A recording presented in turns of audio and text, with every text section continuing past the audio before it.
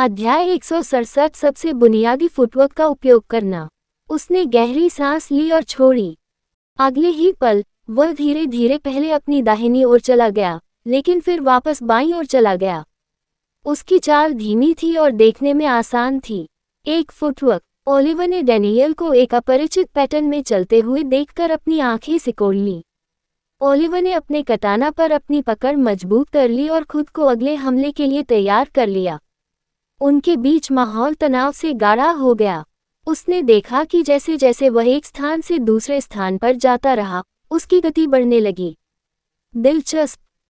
अपनी बढ़ी हुई इंद्रियों के साथ भी जैसे जैसे डैनियल की गति बढ़ती गई, वह डैनियल की हरकतों से भ्रमित होने लगा। बेशक वह इस समय अपनी विशेष आंखों का नहीं बल्कि सामान्य दृष्टि का उपयोग कर रहा था। जल्द ही उसकी गतिविधियों के साथ तालमेल बिठाना कठिन और कठिन होने लगा। इस तकनीक को एथाउजेन प्रोविजंस कहा जाता है। ये प्रतिद्वंद्वी को एक ही वार में तलवार की हजारों चालों का स्वाद चखने का मौका देती है। डैनियल की आवाज़ तेजी से आगे बढ़ने के साथ ही बाहर आ गई। मेरी पसंदीदा तलवार कला का स्वाद चखने के लिए तैयार हो जाए। ओलिवर की आंखें थोड़ी सी हिल गईं।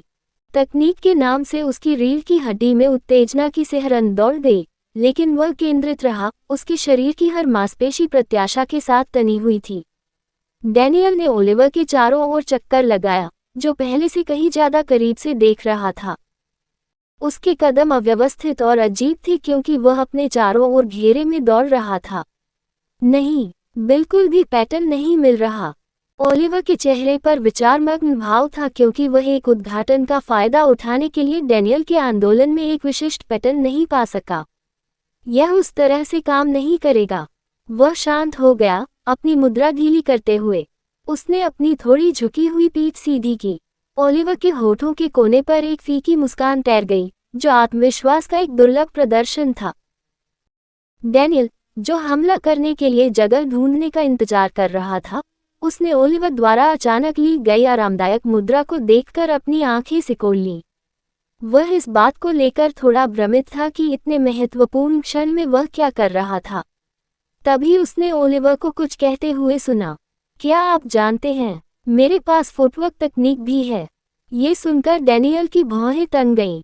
तो यह आदमी फुटवर्क तकनीक भी छिपा रहा था। वह कितना कुछ रोक रहा है। दूसरी ओर ओलिवर ने एक रुख अपनाते हुए घेरे में दौड़ती हुई आकृति को देखा। वह एक ऐसी तकनीक का उपयोग करने जा रहा था जिसमें उसने बहुत समय पहले महारत हासिल कर ली थी। अधूरा होते हुए भी उसके पास इस पर इतनी महारत थी कि वह फिलहाल इसकी भरपाई कर सकता था, कम से कम इस द्वंद्व के लिए। प्रशिक्षण के अनगिनत घंटों की यादें ओलिवर के दिमाग में कौंध गईं, जिससे वह सदमे में आ गया। डैनियल की नाराजगी तब और गहरी हो गई जब उसने ओलिवर को एक परिचित पैर पैटर्न में चलते हुए देखा। स्पिरिट्स के 6 विचारशील कदम वह चलने में सक्षम होने के बाद से सीखी गई तकनीकों की संख्या को देखते हुए तुरंत परिचित फुटवर्क को पहचानने में सक्षम था। वह अभी उस बुनियादी पैर तकनीक का उपयोग क्यों कर रहा है? क्या उसे लगता है कि वह ऐसी बुनियादी तकनीक से मुझे सर्वश्रेष्ठ बना सकता है? डैनियल ने अपनी गतिविधियों और गति को बनाए रखते हुए गहराई से निरीक्षण किया। मेरी तकनीक स्पष्ट रूप से बेहतर है, तो क्यों? उसका आंकड़ा दूर क्यों हो रहा है? डैनियल का दिल जोरों से धड़कने लगा।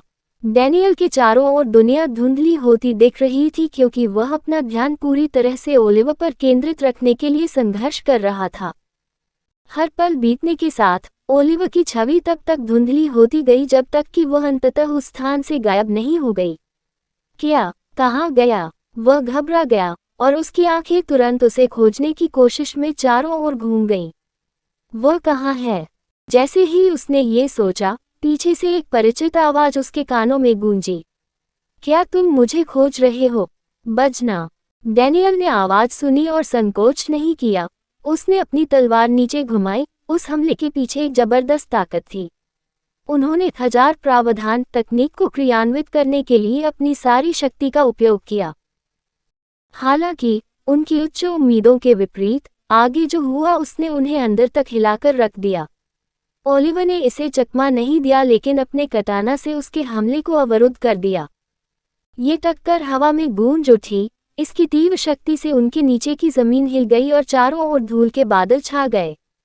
पागल! उसने जो देखा उससे प्रभावित होकर उसकी आवाज अवचेतन रूप से बाहर निकल गई। उस हमले के पीछे की ताकत असाधारण थी।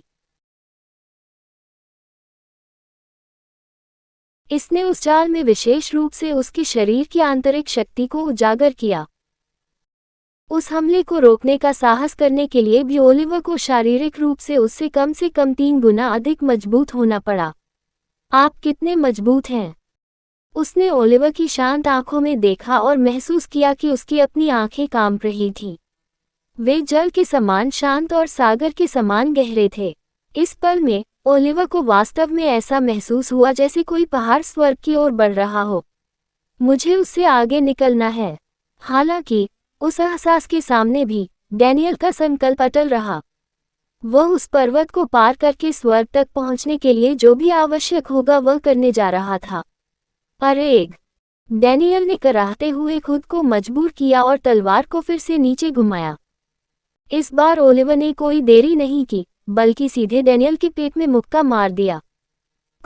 जब डैनियल को वापस भेजा गया तो उसे जोर से खांसी हुई। बम गिरने से पहले वह सीधे उनके पीछे पत्थर की दीवार से टकरा गया। ओलिवर जीत गया था। हालांकि इस समय वह नीचे अपनी कलाई की ओर देख रहा था। ये जोर से कांप रहा था।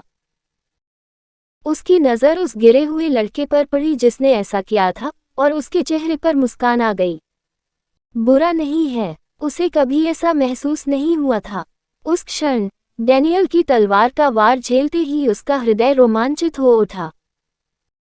यह एक ऐसा एहसास था जो उसने कभी महसूस नहीं किया था, क्योंकि उस समय उसने भाई बहनों की जोड़ी के साथ लड़ाई की थी। उसमें बहुत क्षमता है। ओलिवर ने एक नोट बनाया। यदि उसे मजबूत होने दिया जाए तो वह भविष्य में राक्षसों के खिलाफ लड़ने में काफी उपयोगी हो सकता है। शायद एवलिन को उतना कष्ट नहीं सहना पड़ा होगा जितना उसने अकेले सहा। ऐसे भविष्य की कल्पना करते ही उसके मन में संभावनाओं की एक श्रृंखला खुल गई। लेकिन ऐसा होने के लिए उन्हें सतत स्तर पर जीवित रहने की आवश्यकता होगी। तभी उन्हें मौका मिलेगा। कहानी खत्म। अलविदा।